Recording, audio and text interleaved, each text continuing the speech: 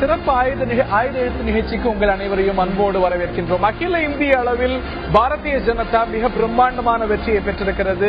தேசிய ஜனநாயக கூட்டணி மிகப்பெரிய வெற்றியை பெற்றிருக்கிறது. வீசியது மோடி அலை அல்ல, மோடி சுனாமி என்று சில அரசியல் வல்லுநர்கள் சொல்லும் அளவுக்கு வெற்றி பெற்றிருக்கிறது பாஜகவும் தேசிய ஜனநாயக கூட்டணியும். ஆனால் தமிழகத்தில் தேமுதிக, பாமக, மதிமுக ஆகிய கட்சிகளை எல்லாம் உள்ளடக்கி பாரதிய ஜனதா அமைத்த கூட்டணி பெரிய அளவுக்கு சோபிக்கவே இல்லை எனும் பொழுது தமிழ்நாட்டில் மோடி அலை வீசவில்லை என்று பொருளா? அதிமுக 37 சீட்டுகளை பெற்றிருக்கிறது என்றால் தமிழ்நாட்டில் வீசியது ஜெயலலிதா அலைதானா?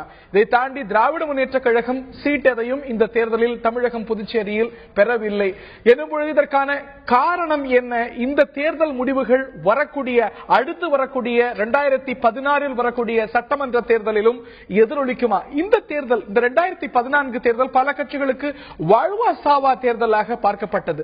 அந்த கட்சிகளுடைய நிலை என்ன? இவற்றையெல்லாம் தமிழக கோணத்தில் விரிவாக இந்த நிகழ்ச்சியில் அலச ஆராய விவாதிக்க இருக்கின்றோம்.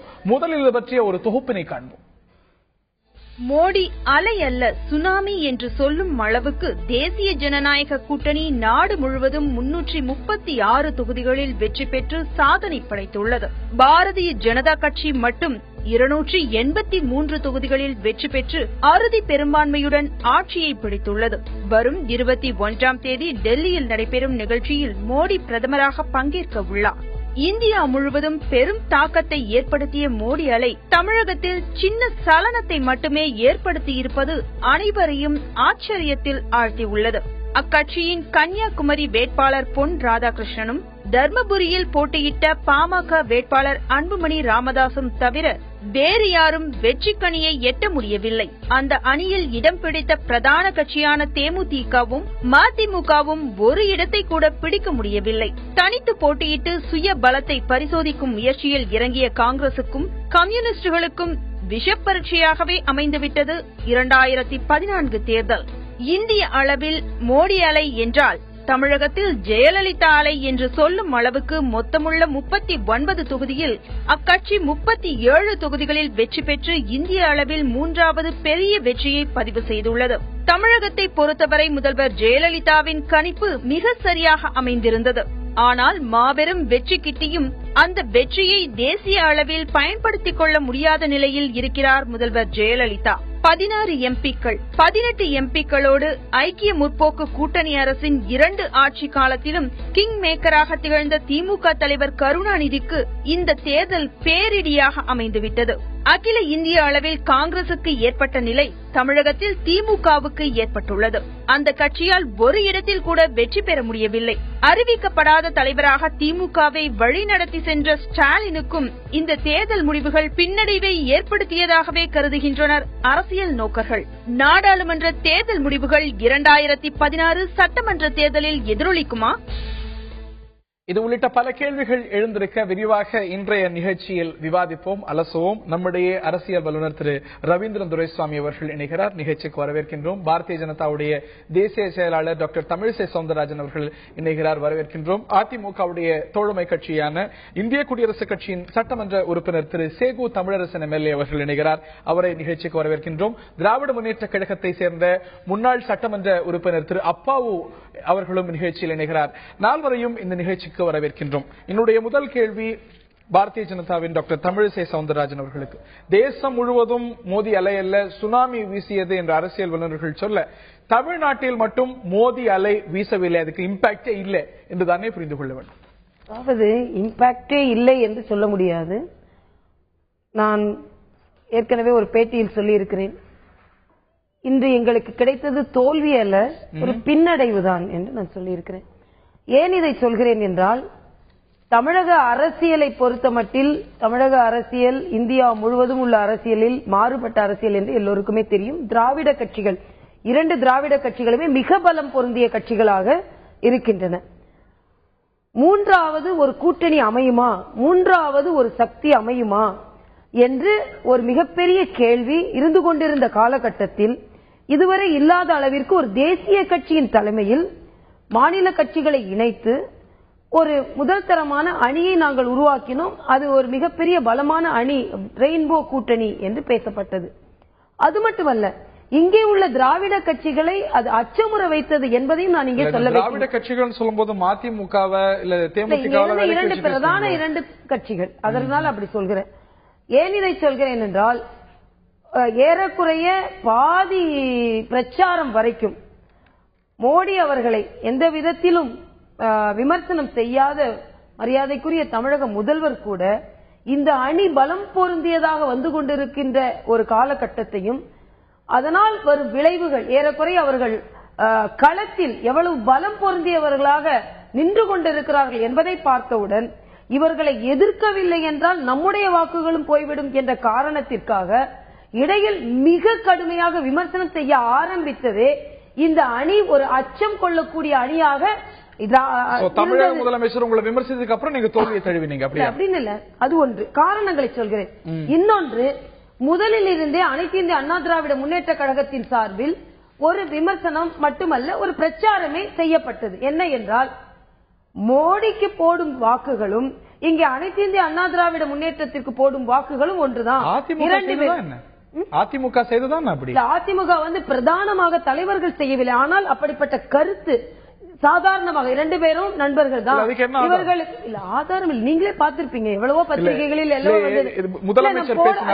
அப்படிப்பட்ட தவறுகள் வந்துவிடக் கூடாது என்பதற்கு எங்களது தென்சென்னை தொகுதியில அந்த வேட்பாளரை அறிமுகம் செய்யும் பொழுது இவர் மோடி அமைச்சரவையில் அமைச்சராக மீன்வளத்துறை அமைச்சராக போகிறார் என்று அவரை அறிமுகம் செய்த அமைச்சரே பேசினார். அறிமுகம் செய்த அமைச்சர் யாருன்னு நான் சொன்னேன், அமைச்சரே அதிகாரப்பூர்வமான அதை சொல்ல வேண்டிய அவசியம் இல்லை, அப்படி பேசினார் என்று எங்களது தென்சென்னை வேட்பாளர் திரு இல கணேசன் அவர்களே அவர் கூட்டத்தில் சொல்லி இருக்கிறார்கள். அவருக்கு அதிகாரப்பூர்வமான தகவல் வராமல் சொல்ல மாட்டார். அதனால்தான் மோடி அவர்கள் மரியாதைக்குரிய ஜெயலலிதா அவர்களையும் திராவிட முன்னேற்ற கழகத்தை விமர்சனம் செய்யவில்லை என்றால் இப்படிப்பட்ட ஒரு சூழ்நிலையை மக்கள் எதிர்கொண்டு விடுவார்கள் என்பதற்காகத்தான் நாங்களும் விமர்சனம் செய்ய வேண்டி வந்தது, அவர்களும் விமர்சனம் செய்ய வேண்டிய வாய்ப்பு இருக்கிறது. இன்னொன்று நான் சொல்றேன், இன்னொன்று இப்பொழுது நீங்கள் சொன்னதை போல சுனாமி, அதாவது மோடி அலை இல்லை என்றெல்லாம் சொல்ல முடியாது. பல இடங்களில் திமுகவை பின்னாலே தள்ளிவிட்டு நாங்கள் இரண்டாவது இடத்திற்கு வந்திருக்கிறோம். பல இடங்கள்ல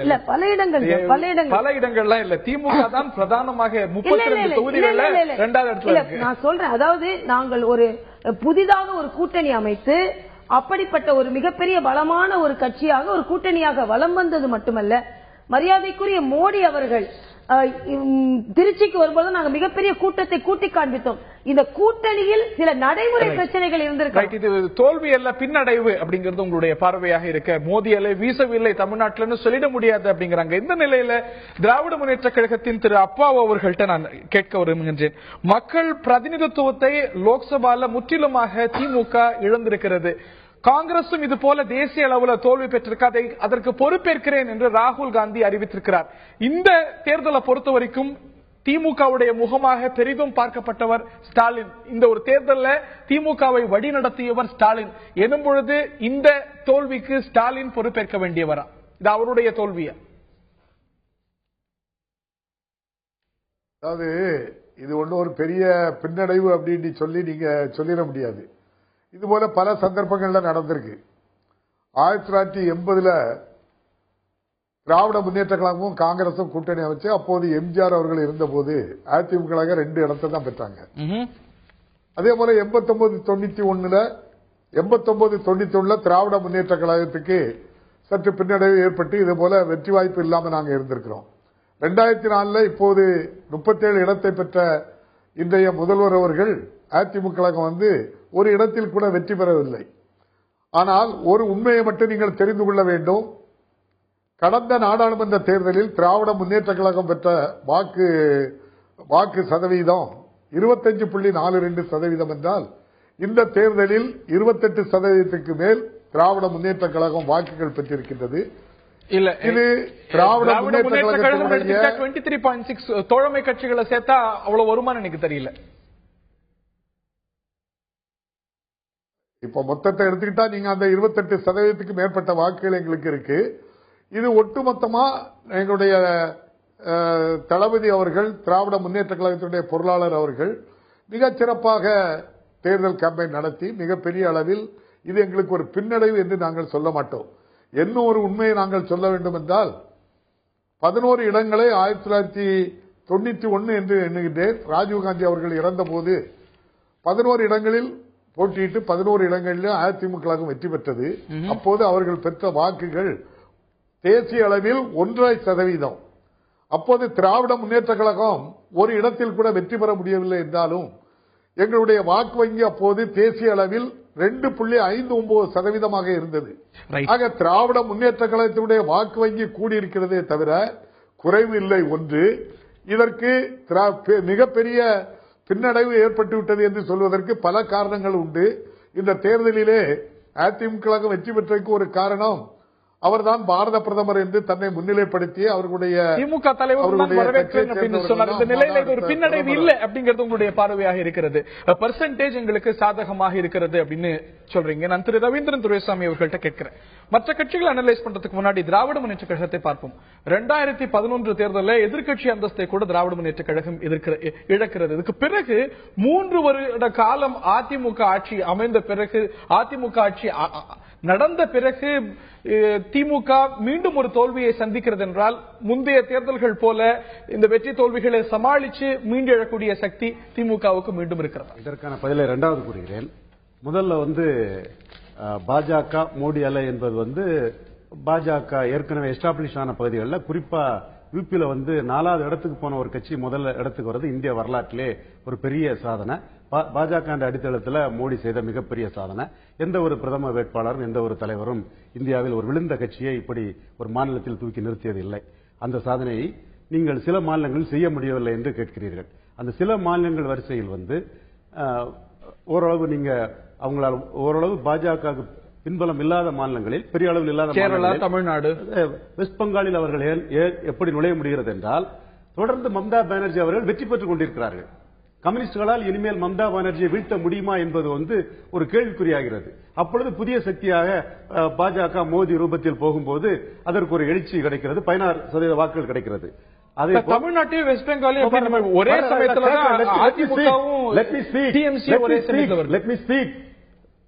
அடுத்தபடியாக ஒரிசாவில் இதே போல் நவீன் பட்நாயக் 4வது முறையாக வெற்றி பெற்றிருக்கின்றார். காங்கிரஸால் அதை வீழ்த்த முடியவில்லை. அந்த சூழ்நிலையில் ஒரிசாவில் இப்பொழுது காங்கிரசுக்கு இணையான இடத்தில் ஒரு சீட்டு ஜெயித்திருக்காங்க. வாக்கு வங்கியில் அதுக்கு இணையாட்டு வந்திருக்கிறாங்க. வெஸ்ட் பெங்காலிலும் கம்யூனிஸ்ட் பக்கத்தில் இறங்கி வந்திருக்கிறாங்க. ஆனால் தமிழகத்திலும் கேரளத்திலும் 2 அணிகள் மாறி மாறி அரசியல் களத்தில் இருக்கின்றன. குறிப்பாக UDF, LDF, very photo finish race. இப்பொழுது நீங்கள் கூறுவதற்கு தான் வருகிறேன். திமுக 3 மக்களவைத் தேர்தலில் தொடர்ந்து வெற்றி பெற்றிருக்கிறது. அதிமுக 3 மக்களவைத் தேர்தலில் திமுக விட குறைவான இடங்களை தான் பெற்றிருந்தது. கடைசியாக 2011 அதிமுக வெற்றி பெற்றிருக்கு. ஆக தமிழகத்தை பொறுத்தவரையில் திமுக அதிமுகவுக்கு இடையில் 3வதாக இந்த 2 கட்சிகளின் ஆதரவு இன்றி 3வதாக இன்னொரு கட்சி 77 முதல் இன்று வரை எந்த கட்சியுமே ஒரு மக்களவை இடத்தில் கூட வெற்றி பெறவில்லை. சட்டமன்ற இடத்தை பொறுத்தவரை என்றால் மூப்பனார் 1977 ஒரு குறிப்பிடத்தக்க 27 இடங்களை வெற்றி பெற்றார். 89 27 இடங்களை வெற்றி பெற்றார். இப்பொழுது பாஜகவின் தேசிய ஜனநாயக கூட்டணி மோடி இமேஜ்ல 2 சீட்டாவது கிடைச்சது ஒரு பெரிய விஷயம் தான். ஏன்னா டைட்டா இருக்கக்கூடிய இடத்துல 3வது அணி நுழைய முடியாது. ஜெயலலிதா தோத்து கர்நாடகா ஜெயிக்கிறாங்க, மம்தா அப்படி இல்ல, தொடர்ந்து ஜெயித்துட்டு இருக்காங்க. இந்த உண்மையை தமிழக மக்களுக்கு பதிவு பண்ணுவதற்காகத்தான் இந்த வாய்ப்பை நான் கேட்டேன். வாய்ப்பை வழங்கியதற்கு நன்றி. இல்ல, என்னுடைய கேள்வி என்னன்னா, அதே போல 2011 மம்தா பானர்ஜி ஆட்சிக்கு வராங்க, அதே சமயத்துல தான் அதிமுக ஆட்சிக்கு வருது. பெங்கால ஓரளவுக்கு இன்ரோச் செய்ய முடியுது அப்படின்னா கிட்டத்தட்ட மம்தா 2 தடவை தொடர்ந்து வெற்றி பெற்றிருக்காங்க. ஜெயலலிதா 2011 முதல் வெற்றி, 2வது தோத்துருக்காங்க. சொல்றீங்க ரைட். நான் இந்த நிலையத்தில் சேகோ தமிழரசன் அவர்கள்ட்ட நான் கேட்கிறேன், 37 சீட்டுகளை நீங்க ஜெயித்தாலும் கூட நீங்க இந்த தேர்தலில் முக்கியமா முன்வச்ச ஒரு பிரச்சாரம் அதிமுக அங்கம் வகிக்கக்கூடிய ஒரு ஆட்சியை அமைப்போம் அப்படின்னு சொல்லிட்டு. இப்போ அமைய போவது அதிமுக அங்கம் வகிக்கக்கூடிய ஆட்சி அல்ல. ஆட்சியில் அங்கம் வகித்துக் கொண்டு மாநில உரிமைகளுக்காக, மாநில பிரச்சனைகளுக்காக பிரஷர் கொடுப்பதுக்கும் பார்லிமெண்ட்ல குரல் கொடுக்கறதுக்கும் நிச்சயமா வித்தியாசம் இருக்கு இல்லையா? என்ன கேள்வி இருக்கு? நீங்க சொல்றதெல்லாம் சரிதானே? இல்ல, என்னும்பொழுது தமிழகத்துடைய குரல் பெரிய அளவுக்கு பார்லிமெண்ட்ல இல்ல பார்லிமெண்ட்ல இல்லாம அதிமுக அங்கம் பெறாத ஒரு ஆட்சி அமைந்திருப்பது அப்படிங்கிறது தமிழ்நாட்டுக்கு ஒரு பின்னடைவா? தமிழகத்தில் இருக்கக்கூடிய ஒரு பிரதான கட்சி இடம் பெறாத ஒரு ஆட்சி 99க்கு பிறகு அமைந்திருக்கிறது. இன்னமும் அங்க ஆட்சியே அமைக்கப்படலையே. ஒரு பெரிய நிலைமை மாறிடுங்கிறீங்களா? இன்னும் நீங்க ஆட்சியே அமைக்கல, அதுக்கு பிறகு நீங்க சொன்னா. அதனால அதெல்லாம் நீங்க உங்களுடைய பத்திரிகையாளர் என்கிற வகையில, ஊடகயாளர் என்கிற வகையில உங்க கருத்துக்களை சொல்லிட்டு இருக்கீங்க. என்ன மீன் பண்றீங்க? இல்ல நீங்க அப்படி இல்ல ஆட்சி அமைக்கட்சின்னு சொல்றீங்களேன்னு சொன்னேன். அரசியல் சூழ்நிலை எப்படி இருக்கிறது? ஒரு வெற்றி பாஜகவுக்கு கிடைத்திருக்கிறது. பாஜக தேர்தல் பிரச்சாரத்துக்கு முன்னாடி எங்களோட யாரெல்லாம் கூட்டணியில் இருந்தார்களோ அவர்களெல்லாம் விரும்பினாலும் விரும்பாவிட்டாலும், வெற்றி பெற்றாலும் வெற்றி பெறாவிட்டாலும் அமைச்சரவையில் சேர்த்துக் கொள்ளப்படுவார்கள் எல்லாம் பேசினாங்க. இப்ப என்ன பண்ண போறாங்கன்னு அதுவே தெரியல. அமைச்சரவையில் சேர்த்துக் கொள்ளப்படுவார்கள் என்று யாரெல்லாம் ஒரு எம்பி வைத்திருந்தால் ஆதரவை நாங்கள் ஏகப்பட்ட கேள்விகள் இருக்கு, ஏகப்பட்ட யூகங்கள் இருக்கு. ஆக யூகங்களுடைய அடிப்படையில நம்ம சொல்லிட்டு இருக்க முடியாது. இப்ப என்னுடைய கேள்வி, அடுத்து வரக்கூடிய ஆட்சி அதிமுக அங்கம் வகிக்காத ஆட்சியா இருக்குமே அப்படின்னு கேட்கும்போது இல்ல, அதாவது நீங்க ஒரு பகுதியை மட்டும் பேசுறீங்க, இன்னொரு பகுதியும் பேசணும். நம்முடைய முதலமைச்சர் என்ன பேசினாங்க? பல பகுதிகளில் காங்கிரஸ் அல்லாத, பாஜக அல்லாத ஒரு மாற்று அரசியல், அப்படிப்பட்ட ஒரு தலைமை உருவாகணும்னு கூட பேசினாங்க. அதெல்லாம் நீங்க பேசுனது நீங்க ஆக அதை போல மத்தியில் ஆட்சியில பங்கு வகிக்கிற ஒரு அப்படிப்பட்ட ஒரு வாய்ப்பு நம்முடைய மாநிலத்துக்கு கிடைக்கணும் அப்படின்னு பேசினப்ப அந்த அடிப்படையில பல கருத்துக்கள் அவங்க சொல்லியிருக்காங்க. இப்ப ஒன்னும் பாஜக என்ன பண்ண போகுதுன்னே தெரியல. அதனால அந்த சூழலில் இப்ப நாடாளுமன்றத்தில் பாஜகவுக்கு பல ஒரு பெரிய பெரும்பான்மை கிடைச்சிருக்கு. இன்னும் நாடாளுமன்ற மேலவையில் அவங்களுக்கு பெரும்பான்மை கிடையாது. மேலவையும் மேலவையும் ஆட்சி நிர்வாகத்தில் பல நேரங்களில் ஒரு சம பங்கு பெறுது. சோ அந்த சூழ்நிலையில அதிமுக போல கட்சிகளுடைய உதவியை பெற அது தவிர்க்க முடியாதது அப்படிங்கிறது யூகங்களை எல்லாம் இப்ப நீங்க அது ஒரு கருத்தை நம்ம சொல்லிட்டு இருக்க முடியாது. அந்த சமயத்துல மற்ற கட்சிகளோட உதவி இல்லாம சுமூகமாக ஒரு ஆட்சியை அமைக்க முடியாதுன்னு நீங்க சொல்றீங்களா? பாஜக மிக பெரும்பான்மையை மக்களவையில் பெற்றிருந்தாலும் கூட மேலவையில் பெறாதனால பிற கட்சிகளுடைய ஒத்துழைப்பு இல்லாமல் அவங்க ஆட்சி நிர்வாகத்தையே 5 ஆண்டு காலத்துக்கு சுமூகமா கொண்டு போக முடியாது. எவ்வளவு அவங்க விரும்பினாலும் இன்னமும் ஒரு 2 ஆண்டு காலத்துக்கு அவங்களால நாடாளுமன்ற மேலவையில தனி பெரும்பான்மையை பெற முடியாது. சில முக்கியத்துவம் வாய்ந்த பில்ஸ் பாஸ் பண்றதுக்கு ராஜ்யசபால அவர்களுக்கு பலம் இல்லை அப்படிங்கிற உங்களோட ஒரு பார்வை இருக்க, அந்த சூழ்நிலையில அதிமுக, திரிணாமுல் காங்கிரஸ் உள்ளிட்ட கட்சிகளுடைய ஆதரவையும் நட்பையும் பாஜக பேணி விரும்புமா? தமிழகத்துக்கு இந்த தேர்தல் சொல்லக்கூடிய விஷயம் என்ன? பாரதிய ஜனதா மற்ற மாநிலங்கள்ல பெரிய அளவுக்கு வெற்றி பெறும் பொழுது தேசிய ஜனநாயக கூட்டணி இங்க சோபிக்காம போனதுக்கான காரணம் என்ன? திராவிட முன்னேற்ற கழகம் சீட் எதுவும் வாங்கவில்லை என்னும் பொழுது அதற்கான காரணம் என்ன? இந்த முடிவுகள் அடுத்த சட்டமன்ற தேர்தலில் என்ன தாக்கத்தை ஏற்படுத்தும்? இது போன்ற கேள்விகள் எழுந்திருக்க நான் பாரதிய ஜனதாவின் தமிழிசை சவுந்தரராஜன் அவர்கள்ட்ட கேட்க விரும்புகின்றேன். இந்த முறை நீங்க எதிர்பார்த்த வெற்றியை பெறாததுக்கான ஒரு காரணமா உங்க கூட்டணிக்குள்ள ஒரு ஒருங்கிணைப்பு இல்ல, ஒரு நிறைய ஒரு டிவைடடா இருந்தீங்க. ராமதாஸ் ஒரு பக்கம் பிரச்சாரமே பண்ணல, உங்களுடைய மூத்த தலைவர்கள் பலர் ஒரு சேர்ந்து ஒரு ஸ்டேஜ்ல தோன்றாம போனது, இவையெல்லாம் ஒரு முக்கிய காரணமா பார்க்கப்படுது. காலதாமதம் ஏற்பட்டது ஒரு காரணமாக இருக்கலாம் என்று நான் நினைக்கிறேன். ஏனென்றால் எங்களது கூட்டணி, அதாவது தமிழகத்தில் ஒரு புதுமையான கூட்டணியை, அதுவும் பல்வேறு தளங்களில் பணியாற்றி கொண்டிருப்பவர்களை ஒன்று சேர்த்து ஒரு கூட்டணி அமைப்பதற்கு காலதாமதம் ஆனது என்பது யதார்த்தமான உண்மைதான். அதே நேரத்தில் நாங்கள் கூட்டணி அமைத்து வேட்பாளர்களை அறிவிக்கின்ற காலகட்டத்திற்குள் அனைத்து இந்திய அண்ணா திராவிட முன்னேற்ற கழகம் வேட்பாளர்களை அறிவித்து அவர்கள் எலெக்ஷன் டூரையும் ஆரம்பிச்சுட்டாங்க என்பது உண்மை. அந்த கட்டத்தில் எங்களுக்கு எந்த பின்னடைவையும் ஏற்படுத்தாதுன்னு நீங்க தான். அதாவது பின்னடைவை ஏற்படுத்தாது என்றாலும் கூட தேர்தல் நேரத்தில் நான் இது ஒரு காரணமாக சொல்கிறேன். என்றால் பின்னால அதற்கான பின்விளைவுகள் எதையெல்லாம் என்று ஆராயும் பொழுது இது ஒரு காரணமாக இருக்கலாமோ என்ற ஒரு எண்ணம் இருக்கிறது.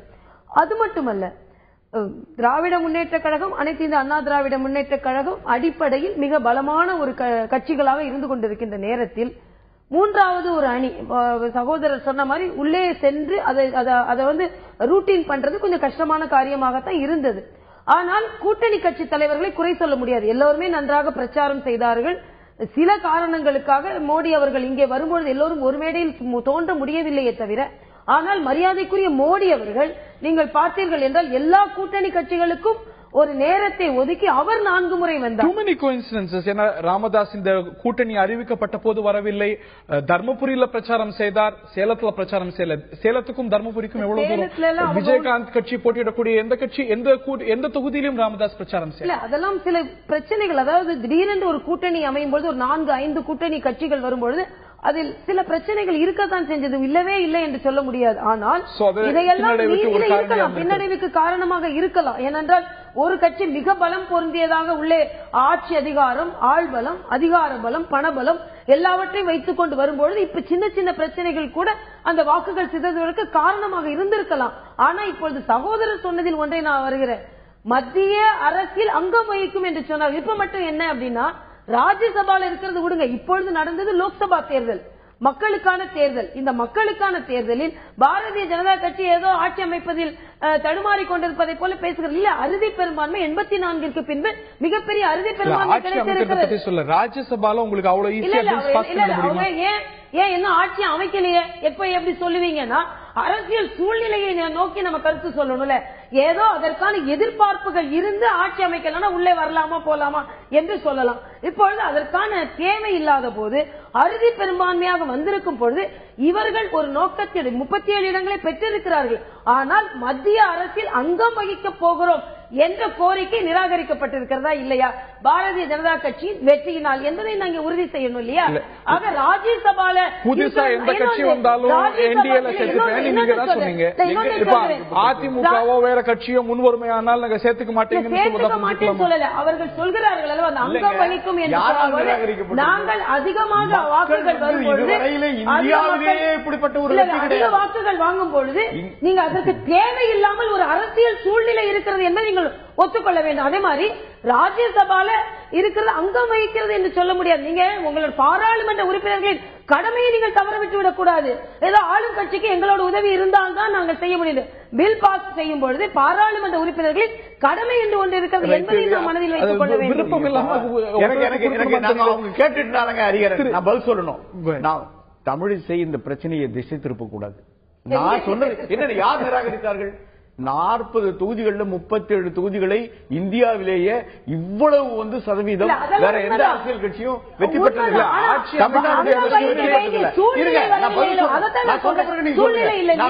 இப்ப இவ்வளவு நேரம் மோடி அலை மோடி அலைன்னு சொல்லிட்டு இருக்காங்க. பாரதிய ஜனதா கட்சியினுடைய மூத்த தலைவர், பாரதிய ஜனதா கட்சி உருவாக்கப்பட்டதிலிருந்து இன்று வரை அந்த கட்சியை வழிநடத்தி கொண்டிருக்கிற தலைவர், எத்தனையோ தேர்தல்களை சந்தித்த தலைவர் லால்கிருஷ்ண அத்வானி நேற்றைக்கு கூட சொல்கிறார், இது மோடி அலையான்னு கேட்டா காங்கிரஸ் எதிர்ப்பு அலை அதிகமாக இருந்தது, இதை மோடி அலை என்று சொல்வதற்கு இது அப்படிப்பட்ட ஒரு பதில் இருக்கிற போது, அவரே இது மோடி அலைன்னு அங்கீகரிக்காத ஒரு சூழல் இருக்கிற போது நான் தமிழிசை கேள்விக்கு லால்கிருஷ்ண அத்வானிக்கு பதிலே இன்று சொல்லும் போது அத்வானி என்ன சொல்லியிருக்கிறார்? மோடி அவர்களின் முயற்சி இல்லாமல் அவரால் இந்த வெற்றியை பெற்றிருக்க முடியாது.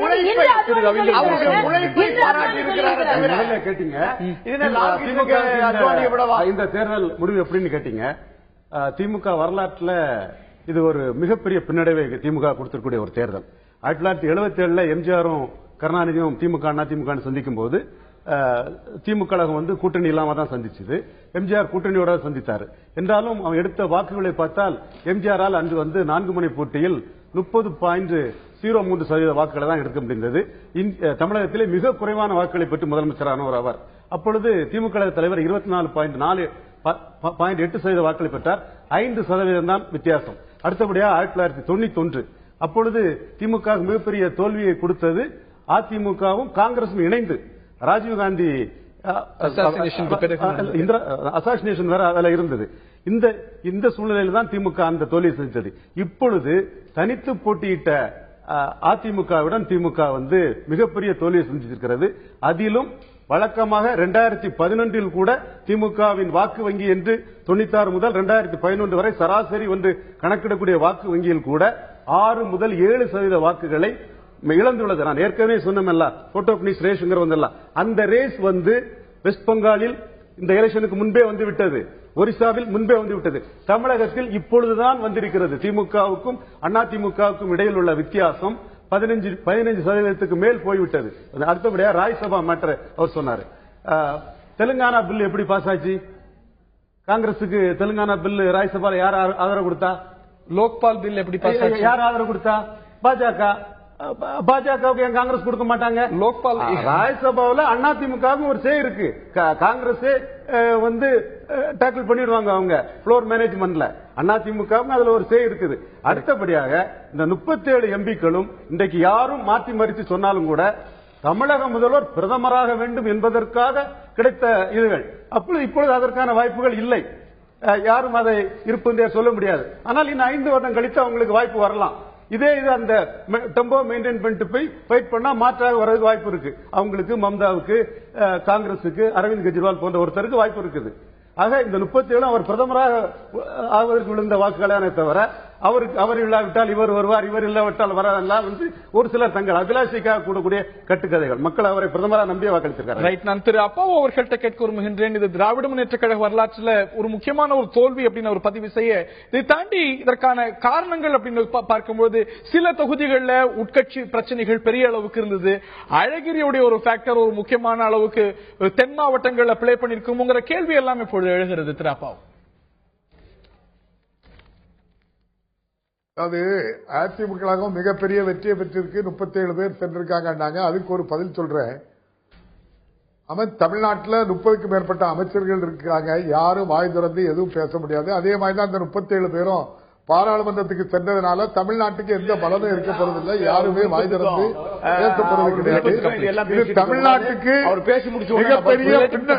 இது தமிழ்நாட்டுக்கு மிகப்பெரிய பின்னடைவே தவிர திராவிட முன்னேற்ற கழகத்துக்கு பின்னடைவு கிடையாது. திராவிட முன்னேற்ற கழகம் மிகப்பெரிய பின்னடைவை ஏற்படுத்தியிருக்கு அப்படின்னு சொன்னாங்க. இல்ல, இந்த தேர்தலில் அதிகார பலமும் பணபலமும் வைத்த காரணத்தினால் எங்களுக்கு சற்று பின்னடைவுமாய் தெரியலாமே தவிர வருகின்ற சட்டமன்ற தேர்தலில் திராவிட முன்னேற்ற கழகம் நம்முடைய தளபதி தலைமையில் மிகப்பெரிய ஒரு வெற்றியை பெறும் என்பதில் எந்த ஐயமும் இல்லை.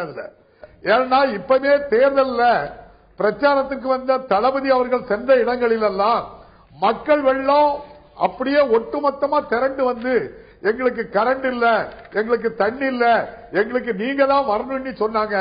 இந்த நேரத்தில் நான் கூட என்னொன்னு யோசிக்கிறேன்,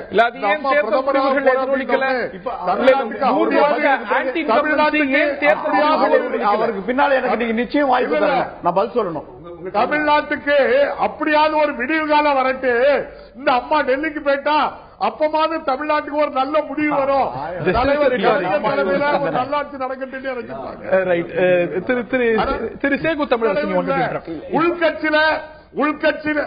உள்கட்சியில எந்த விவகாரமும் இல்ல, உள்கட்சி பிரச்சனையும் கிடையாது. எல்லா கட்சிகளும் பிரச்சனை இல்ல. எடுத்தேன் கவிழ்த்தேன் அதிமுக மாதிரி நாங்க பண்ண மாட்டோம். தஞ்சாவூர்ல பிரச்சனை இல்ல, மதுரையில எந்த தாக்கத்தையும் ஏற்படுத்தல. அப்படித்தானே புரிஞ்சுக்கணும் திரு அப்பாவு. இந்த நிலையில எங்க கட்சி இது குடும்ப பிரச்சனை. இது ஒரு திராவிட முன்னேற்ற கழகம் குடும்ப பிரச்சனையே தவிர திராவிட முன்னேற்ற கழகம் இருக்கக்கூடிய இந்த இயக்கத்தில் இருக்கின்ற அனைவரும் ஒரு குடும்ப மக்கள் குடும்ப பிரச்சனை இல்லையா? இல்ல, சிறு அழகிரி பிரச்சனைகள் இருந்தாலும் நாங்கள் திராவிட முன்னேற்ற கழகம் தேர்தல் அழகிரி முன்னேற்ற கழக தொண்டனும் அதுக்கு எதிராட்டு வேலை செய்ய மாட்டான்.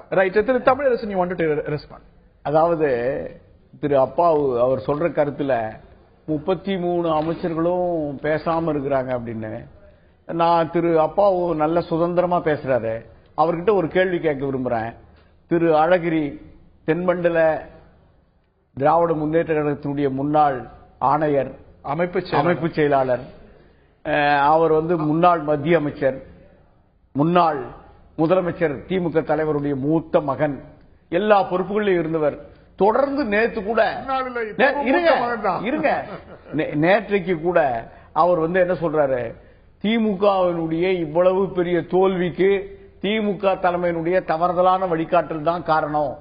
அவர் பகிரங்கமா சொன்னார், இங்கே இந்த தேர்தல் இடங்கள் எல்லாம் விற்கப்படுகிறது, யாருக்கோ இவர்கள் கட்டுப்பட்டு எங்கேயோ ஆணையிடப்பட்டு அதற்கு கட்டுப்பட்டு தலைவர் நடந்து கொண்டிருக்கிறார். மறுக்கிறாரா? அவருடைய சொந்த கருத்தை தவிர என்ன சொந்த கருத்து? முன்னாள் மத்திய அமைச்சர், முன்னாள் தென்மண்டல அமைப்பாளர், கழக தலைவருடைய மூத்த மகன், இவ்வளவு பெரிய பாரம்பரியத்துக்கு சொந்தக்காரர், அவர் சொல்ற இந்த கருத்தை என்ன திரு அப்பாவது பத்தி என்ன சொல்றாரு? இந்த தேர்தல் முடிவுகள் உணர்த்துவது என்ன? இதனது தாக்கம் அடுத்து வரக்கூடிய சட்டமன்ற தேர்தலில் இருக்குமா? இந்த கேள்வி எழுந்திருக்கிறது. நான் பாரதிய ஜனதாவின் தமிழிசை சவுந்தரராஜன் அவர்கள்ட்ட கேட்க வருகின்றேன். The lack of coordination அப்படிங்கிற ஒரு குற்றச்சாட்டு ஒரு பக்கம் திரு தமிழறிவுமணி உள்ளிட்டோராலையும் வைக்கப்படுகிறது. பாமகவையும் விஜயகாந்தையும் அவர் கொடுமையாக இந்த ஒரு காரணியாக சாடுகிறார். இதை தாண்டி பல தலைவர்கள் உங்களுடைய அணியில இருக்காங்க. ஆனா அந்த தலைவர்கள் பலர் கேண்டிடேட்ஸாவும் இருக்காங்க. திரு இலகணேசன் ஆகட்டும், பொன் ராதாகிருஷ்ணன் ஆகட்டும், சிபி ராதாகிருஷ்ணன் ஆகட்டும், ஹெச் ராஜாவாகட்டும், இவர்களெல்லாம் உங்களுடைய கட்சியுடைய முன்னாள் தலைவர்கள், மூத்த தலைவர்கள்.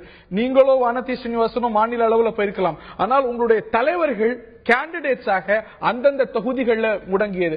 குறிப்பா வைகோவும் விருதுநகர் கேண்டிடேட், அன்புமணி ராமதாஸ் தர்மபுரி கேண்டிடேட். அப்படிங்கும்போது தலைவர்கள்லாம் ஒடுங்கி மாநில அளவில் ஒரு எஃபெக்டிவான கேம்பெயினை கொடுக்க முடியலையோ? இல்ல அந்த கேம்பெயின் நடந்தது என்பது உண்மை. நீங்க சொன்ன மாதிரி முக்கியமான தலைவர்கள் எல்லாம் கேண்டிடேட்ஸ் ஆனார்கள். அதனால அவர்கள் சுற்றுப்பயணம் செய்ய முடியவில்லையே தவிர கட்சியில் பல தலைவர்கள் 10 to 12 தலைவர்கள் தமிழகம் முழுவதும் சுற்றுப்பயணம் செய்தார்கள். நல்ல பேச்சாளர்கள் சுற்றுப்பயணம் செய்தார்கள், அதில் மாற்று கருத்தில்லை. அது மட்டுமல்ல, மரியாதைக்குரிய நரேந்திர மோடி அவர்கள் எல்லாரின் பிரச்சாரத்திற்கும் உச்சக்கட்ட பிரச்சாரமாக 2-3 முறை தமிழகத்திற்கு வந்தார். அதுதான் காரணம் என்று என்னால் சொல்ல இயலாது. அதிமுகவின் ஆட்சி பலத்தையும் நீங்கள் பார்க்க வேண்டும். கடைசி 2 நாட்களில் நான் கூட சொன்னேன், 144 தடை உத்தரவு தடுப்பதற்கா கொடுப்பதற்கா? தலைமை தேர்தல் அதிகாரியே அங்கே சில பட்டுவாடாக்கள் நடந்தது, எங்களால் தடுக்க முடியவில்லை என்று சொன்னார். ஆக இதெல்லாமும் ஒரு காரணமாக இருக்கும் என்பதை இல்ல இந்த ஆள்பலம். அதே மாதிரி சகோதரர் அவங்க அண்ணன் அப்பாவு சொல்லும் பொழுது ஒன்றை சொல்கிறார், அவர்களின் அதிகார பலம் பண பலம் என்று. அப்படி பார்த்தால் அவர்களின் அமைச்சர்கள் போட்டி போட்ட இடத்தில் இன்னும் அதிகமாக பணம் செலவு செய்யப்பட்டது. அதனால் அவர்கள் இன்னும் சொல்ல போனால் திருமங்கலம் பார்முலாக்களை எல்லாம் கொண்டு வந்ததும் அவர்கள்தான். ஆக இது வித்தியாசமான களமாக இருந்தது என்பதை நான் ஒத்துக்கொள்கிறேன். தேசிய அளவுல பாஜகவுடைய பலம் ஜெயிக்க வச்சது, தமிழகத்துல பணபலம் தோற்க வச்சதா? இல்லை, அதாவது நாங்கள் அதற்காக அங்கே உள்ள மாதிரி பலம் பொருந்திய கட்சியாக நாங்கள் இருக்கிறோம் என்று சொல்லவில்லை. அப்படி பார்த்தா நாங்க ஏன் இத்தனை சீட் ஷேரிங்ல நாங்கள் இவ்வளவு விட்டு கொடுத்து நாங்கள் போக வேண்டும்? எங்களது அடிப்படை பலம் எங்களுக்கு தெரியும். அடிப்படை பலம் எங்களுக்கு தெரியும். ஒரே தேர்தல் கமிஷன் தான் நாடு முழுவதும் தேர்தல் நடத்தி இருக்கு. இல்ல, ஒரே அதே தேர்தல் அதிகாரி மற்ற மாநிலங்கள் அதை சொல்லலையே. இந்த மாநிலத்துல சொன்னாரா இல்ல? அதுவும் ஒரு காரணங்கள். நான் என்ன சொல்றேன், பாரதிய ஜனதா கட்சி மற்ற மாநிலங்களில் இருக்கும் பலம் இங்கு இல்லைன்றதை நான் ஒத்துக்கொள்ள, வளர்ந்து வரும் கட்சி என்பதை நான் ஒத்துக்கொள்ளணும். அடிப்படையில் கட்டமைப்பு சற்று பலவீனமாக இருக்கிறது என்பதை நான் ஒத்துக்கொள்ளணும். அதனால நாங்கள் பலவீனமாக இருந்து கொண்டு மோடியினால இங்கே வேலை செய்யவில்லை என்று சொல்வது அது நாங்கள் மோடிக்கு செய்யும் துரோகமாகவும் இருக்கக்கூடும் என்பதையும் நான் சொல்கிறேன். எங்களால் அடிப்படை கட்டமைப்பு தமிழ்நாடு யூனிட் நிச்சயமா ஏற்றுக்கொள்ளணும். நாங்கள் சுய பரிசோதனை செய்யணும். மற்ற சில விஷயத்துக்கும் போகணும். இப்ப இந்த தேர்தலை பொறுத்த வரைக்கும் பலருக்கு ரொம்ப ஒரு முக்கியமான ஒரு தேர்தல் சொல்லிட்டாங்க. நிச்சயமா அது இல்லைன்னு மறுக்க போறீங்க. ஆமா, பாஜக வேட்பாளர் வேலூர் தொகுதியில ஒரு அணைக்கட்டு ஒன்றியத்துல அவருடைய அந்த தோழமை வேட்பாளர் வீட்டுல 50 லட்சம் ரூபாய் பணம் பிடிச்சு ஆதாரத்தோடு வெளியே வந்து மாற்றி குற்றம் சாட்டிட்டு இருக்கலாம். மாற்றி குற்றம் சாட்டுறது இல்ல, இது நடந்தது. அப்புறம் என்ன பெரம்பலூர் வேட்பாளர் என்ன பண்ணாங்க? தமிழகத்தில் பணம் விளையாடியது சொன்னார். நீங்க சொன்ன குற்றச்சாட்டு உங்கள் அணியில இருக்கக்கூடிய வேட்பாளர்கள் இருக்கிறது. வேறு மாநிலங்கள்லாம் பாஜக வேட்பாளர்கள் வந்து ரவீந்திரசாமி அவர்கள்ட்ட கேட்க இருக்கிறேன். மதிமுக ஒரு சீட்டை கூட ஜெயிக்கல. இந்த ஒரு தேர்தல் ரொம்ப குருஷியலான தேர்தலாக பார்க்கப்பட்டது. தேமுதிக தனக்கு பெரிய பலம் இருக்கிறது, 14 சீட் லைன் ஷேர் அந்த கூட்டணியில பெற்றிருக்கிறது. இருவருமே எந்த சீட்டையும் பெறவில்லை. இது அவர்களுடைய அரசியல் எதிர்காலத்துக்கு எந்த அளவுக்கு ஒரு பின்னடைவு இல்ல பின்னடைவாக இருக்காதா? இல்ல, மதிமுக பொறுத்தவரையில சீட்டு கிடைக்காத ஒரு பின்னடைவு என்றாலும் கூட வாக்கு வங்கி சுமார் 4% பெற்றிருப்பது வந்து அவர்கள் ஏற்கனவே இருந்த நிலைமையில இருந்து வளர்ச்சி என்றுதான் கூற வேண்டும்.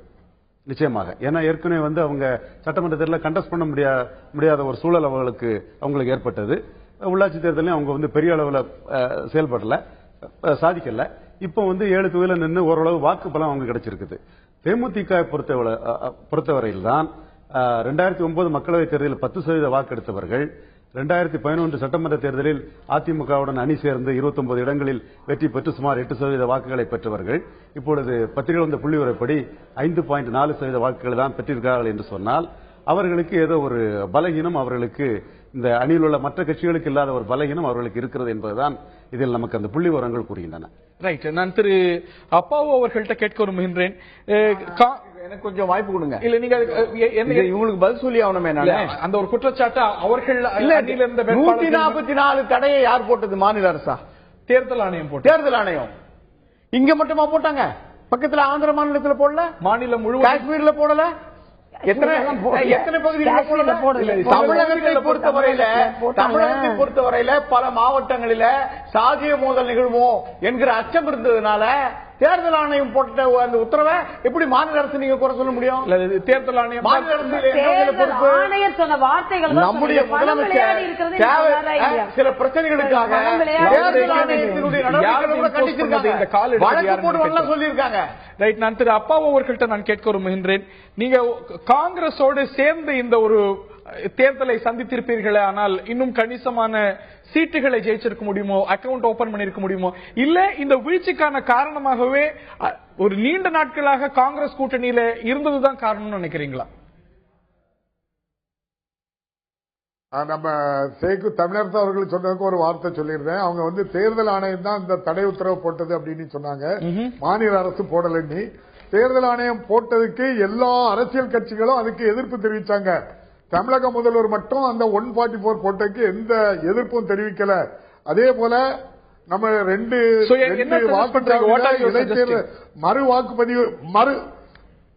மறு வாக்குப்பதிவு நடந்ததுக்கு தேர்தல் ஆணையத்தோடு அதிமுக அரசுக்கு ஒரு நெருங்கிய தொடர்பு இருந்து அவங்க கூட்டணி இருந்த காரணத்தினால்தான் 2 பேரும் அவங்களுக்கு இன்னைக்கு தமிழ்நாடு முழுவதும் 2,34,00,000 பேருக்கு 200 ரூபாய் முதல் 1000 ரூபாய் வரை கொடுக்க தேர்தல் ஆணையம் சொல்றதுக்கு எந்த தார்மீக உரிமை கிடையாது. மத்திய சென்னையில தயாநிதி மாறன் டிஃபன் பாக்ஸ்ல 1000 ரூபாய் கொடுத்த அவருடைய வேட்பாளர் அந்த ஆதரவாளர்கள் எல்லாம் கொடுத்தாங்க. வந்து தேர்தல் ஆணையம் வாங்குவது கையங்களமா பிடிச்சிருக்க மாற்றி மாற்றி எல்லாரும் வேட்பாளர் செஞ்சாங்க. அதான் பிடிச்ச யாரையும் பிடிக்கலையா கொடுத்தாங்க. உங்களை பிடிச்ச கையங்களா கொடுத்திருக்க நீங்க அவருக்கு தெரியாதா? அப்பாவுக்கு தெரியவே இல்லையா? நாங்க இது எல்லா பத்திரிகையும் வந்து பார்க்கவே இல்லையா? நாங்க புடிச்சு கொடுத்தா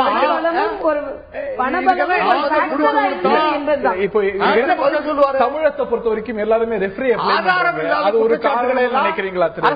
எடுத்து வச்சு தங்களுடைய தோல்விக்கு வழி தெரியல, தோல்வியை ஏற்றுக்கொள்ள முடியாத தேசிய அளவில் என்ன சொன்னீங்க? பாரதிய ஜனதா என்ன சொன்னது? தேர்தல் ஆணையம் நடுநிலையே நீங்க கேள்வி கேட்கறீங்க அப்படின்னீங்க.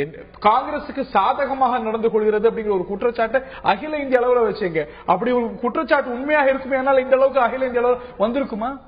தேர்தல் ஆணையமா தேர்தலை நடத்ததான் செய்யறாங்க. ஓட்டு மக்கள் தானே போடுறாங்க. ஆக மக்கள் போடும் பொழுது மக்கள் எங்களுக்கு ஆதரவான நிலையை திசை திருப்பி விடுவோம் வேலையை தேர்தல் ஆணையம் செய்துவிடக் கூடாது என்றுதான்.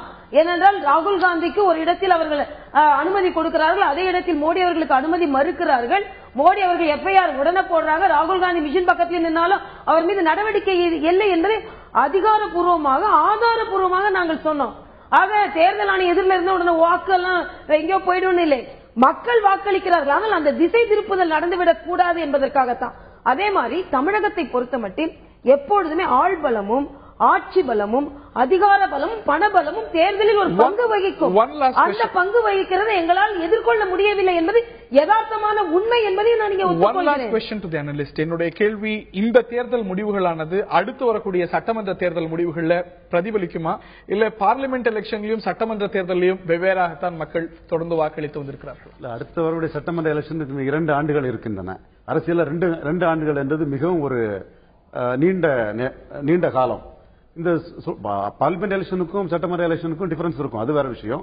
பட் அப்போ எப்படி அணி அமையுது, எந்த மாதிரி அமையுது, பல சூழ்நிலைகள் இருக்கிறது. அப்பொழுது உள்ள மத்திய ஆட்சியினோட மக்களின் கணிப்பு என்ன, மாநில ஆட்சி இதோட பெட்டரா போகுதா மோசமா போகுதா, இந்த பல அம்சங்கள் அதுல இருக்குது. அதை இப்ப வந்து நம்ம டூ ப்ரீமெச்சூர், டூ ஏர்லி அப்படிங்கிறது. எந்த மாதிரியான கட்சியா பார்லிமெண்ட்ல அதிமுக செயல்படும்? 37 எம்பிக்களை வைத்திருக்கிறார்கள். மூன்றாவது பிரம்மாண்டமான கட்சியாக உருவெடுத்திருக்கிறது. எதிர்கட்சியாக இருக்குமா, இல்ல தோழமை கட்சியாக இருக்குமா, இல்ல ஒரு அரசியல் கட்சியாக இந்த ஒரு நாமன்கிளேச்சருக்குள்ள வராம இருக்கும்? இதற்கெல்லாம் வந்து தெளிவா முதலமைச்சர் அவர்கள் ஒரு தெளிவான அறிக்கையை நேற்றைக்கு நாட்டு மக்களுக்கு தந்திருக்காங்க. தேர்தல் அறிக்கையில நாங்கள் எதையெல்லாம் வலியுறுத்தினோமோ அதையெல்லாம் செயல்படுத்துவதற்கு ஒரு ஆக்கப்பூர்வமான அரசியல் கட்சியாய் இந்த வெற்றியோடு நாடாளுமன்றத்திலே எங்களுடைய நாடாளுமன்ற உறுப்பினர்கள் செயல்படுவார்கள் தெளிவா சொல்லியிருக்காங்க. அதனால இதை விட வேற ஒரு பதில் தேவையில்லை. நீங்க வந்து இந்த 16 சட்டமன்ற தேர்தலில் எதிரொலிக்குமா? கடந்த 11 சட்டமன்ற தேர்தலில் அண்ணா திராவிட முன்னேற்ற கழகம் எந்த வாக்குகளை பெற்றதோ அதைவிட உள்ளாட்சி தேர்தல்களில் ஓராண்டு காலத்தில் நடந்த உள்ளாட்சி தேர்தல்களில் மிக அதிகமான வாக்கு சதவீதம் உயர்ந்தது. இப்போ பாராளுமன்ற தேர்தலில் அதை விட உயர்ந்திருக்கு.